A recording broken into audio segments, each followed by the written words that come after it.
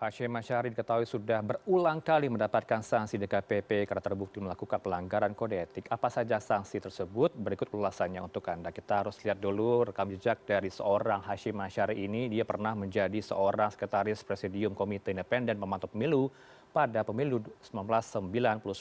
Kemudian anggota KPU Provinsi Jawa Tengah 2003 hingga 2008 dan juga termasuk juga dalam Kepala Satuan Koordinasi Wilayah Banser Jawa Tengah periode 2014 hingga 2018 dan menjadi anggota KPU ini tahun 2016 karena menggantikan dari Husnil Kamil Manik yang meninggal dunia. Oleh karena itu ia menjabat di tahun 2016 menggantikan posisi dari mendiang Husni Kamil Manik.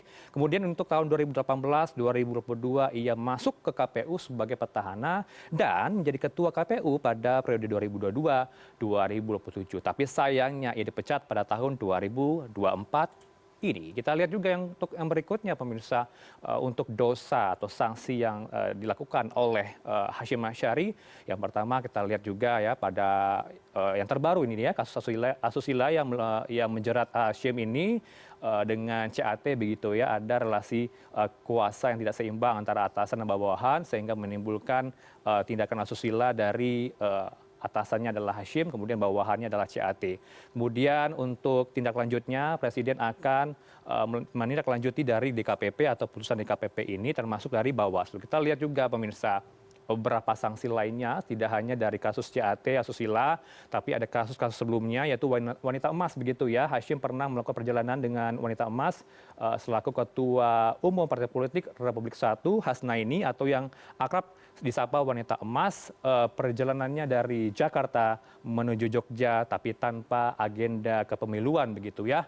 Ada juga dosa berikutnya atau sanksi yang terjadi oleh Hasyim yang pertama yaitu adalah kebocoran data pemilih yang terjadi pada tahun 2023 sehingga sistem data alih atau SIDALI ini menjadikan concern dari DKPP. Dan juga untuk aturan jumlah caleg perempuan tidak terpenuhi oleh atau Hasyim ya 30% sehingga ia tidak menjalankan amanat Undang-Undang Nomor 7 Tahun 2017. Yang kedua atau dua yang terakhir ada proses pencalonan Gibran tanpa mengubah PKPU. Hasyim dinilai melanggar kode etik, tidak melanjutkan arahan dari MK. Kemudian untuk yang terakhir ada pelaporan Irman Gusman ya, di mana Irman sebagai ex terpidana dari korupsi ini maju sebagai senator, kemudian di tengah jalan dalam daftar calon sementara tidak lolos sehingga Irman ini melapor ke DKPP dan DKPP memberikan sanksi kepada Hasyim Asy'ari. Itu tadi kita simak ya bersama ya bagaimana kemudian